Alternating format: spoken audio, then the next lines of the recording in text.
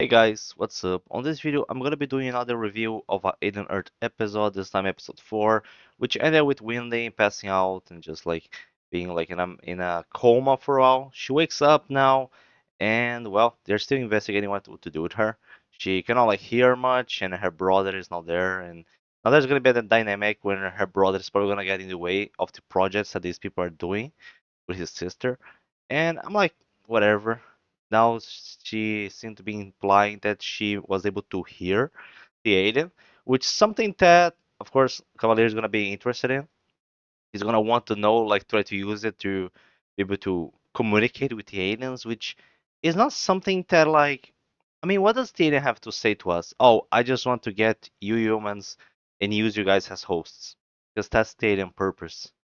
So I really don't see exactly how they can go with this, but well, yeah. Now she's like talking, like making alien noises or something, you know. It this whole thing is just all weird. Then we get to see her relationship more with her brother, and yeah, her brother visits her, and they have this conflict. How she like, oh, she's property of like this company now because she's a synthetic. Cavalier continues to be very weird about the Neverland crap. Like the whole thing about the kids, like he sounds like a pedo. I don't know.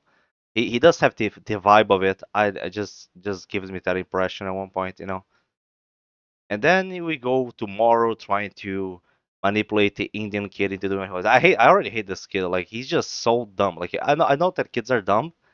I was kind of dumb, but I mean at this point, I mean he just annoys me. Like how clearly like he this kid's gonna fuck everything up.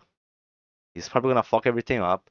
Amor is gonna use him to try to make him get someone face hugger to get Aiden, and like this kid is just gonna kill someone for like he's just gonna be like without even realize how the shit that he's gonna be doing. Kirsch maybe suspects something, like he probably maybe sees something like that with this guy. I don't know. This kid just like he's just like a walking red flag.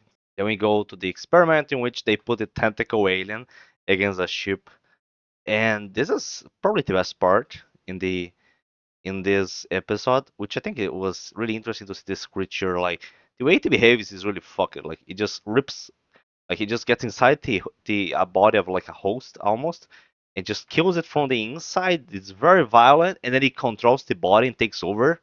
Like really crazy, and it appears to be very highly intelligent. Is like communicate, it could be able to communicate. Like imagine this with on a person. If I was supposed to do it with a person, maybe we would be able to talk and communicate and stuff.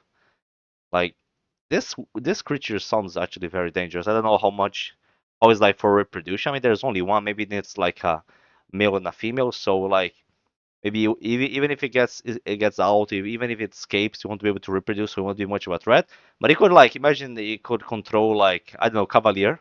He attacks Cavalier, takes over his brain. Now this Aiden is gonna control his company and have a lot of influence. Cavalier is like having almost like a hard on for this crap.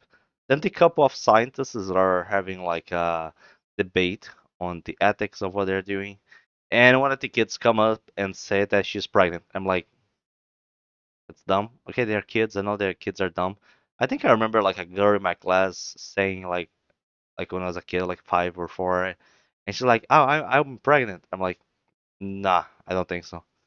But it's just weird. And this girl is another walking right. Like I feel like all these kids are gonna go like to mental breakdowns, and they're just gonna be like maybe either killing each other or gonna be like trying to kill the scientist and try to escape at one point. Gonna have a baby. Like she's just delusional. This girl is like going mental, you know, and she's already giving signs that she could be possibly violent. And the fact that they have like super bodies is gonna make it easier for her, like to be able to stop these synthetics, you know. Then Cavalier, second in command, goes to talk to her brother, and the guy's a complete asshole. He's like, "Oh, your sister is just a robot. You don't even know if that's your real sister anymore. She's just like a property of our company, and you have to take it." Cavalier then goes to Wendy to try to manipulate her and blackmail her, and like, "Oh, you can keep your brother, but you have to do what I want. You have to try to communicate with aliens and see what they want." And he's just like an asshole, like just just like pretty much like all these company guys, like it's interesting to not see just Wayland Yutani, to see that there are other companies there which are also ruled by assholes. And then one of the kids asks Kirsch for like a real name. And this kid actually, I think these two are actually likable. Kirsch and this character, actually, I mean, he's a kid, but well, he seems like to be more mature. I don't know if there's like, I don't know, like if there's like what's the age difference between the then, like before they were transferred. But I mean, some of the kids' characters are actually okay, but some of the ones that like they're like the dumb kid stereotype, like kind of like not so interesting. And then like, Morrow just like goes like, damn, he's just he managed to find the kid's mother, and he's threatening to kill her unless he does what he wants. And like, how did he even manage to find? I think this is much too much of a stretch. I think he got like his real name, and the kid ended up like giving it to him because it's dumb. And well, he's gonna be doing something bad now there in the facility because of this. Kirsch is still having a thing for the aliens.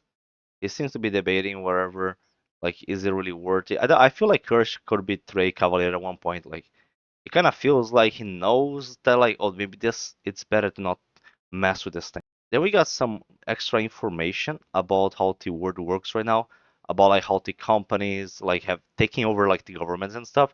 There's like five big companies, Yutani being one of them, and the Cavalier one, Project, yeah, being one of them. So it's interesting, like for the background, for like the lore wise of the world building. That is all interesting stuff. And then the Indian kid comes around and seems to have a problem with Wendy having her brother here. Like he's like blaming her. It's like, why aren't my brothers here? Dude, what an annoying kid.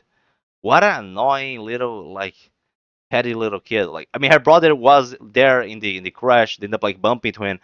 I mean, maybe if you bump into your brothers in the middle of nowhere, like maybe could have bring them here. But so he's decided to just like be a kind of an asshole towards the others. They have this little conflict, but well, things go ahead. And then the alien appears to be. It's I don't get what they're doing. Oh, the kid's gonna do something dumb. And then the alien that they got like the embryo from a facehugger, and they seem to be able to put it like I don't know, like in a it's like they are breeding it without actually needing a host. They made like a fake host for it, like a fake like I don't know how you call it, like when the alien gets inside like the placenta or like whatever it does like inside of the. It's like they made like a replication of how it's inside a host to be able to breed this alien, which I don't like the idea. Like I mean, I think that the alien should only be able to breed by using real hosts, but now they're just breeding this one this way. And then the chest burster comes out, and I think the movement wise it doesn't look bad. It's mostly okay. However, the mouth also has some really cringy CGI. Like you can see like the similar design to the adult alien. Like really like the chest burster in the first movie from 79 looked better than this. Then the weird things happens and Wendy is like communicating with it and is like petting it and it's just like smiling. I'm like, oh my god, is this like a kids show or a kids fantasy of oh I want to have a pet alien, you know? Like it's just silly. But well, this was episode 4.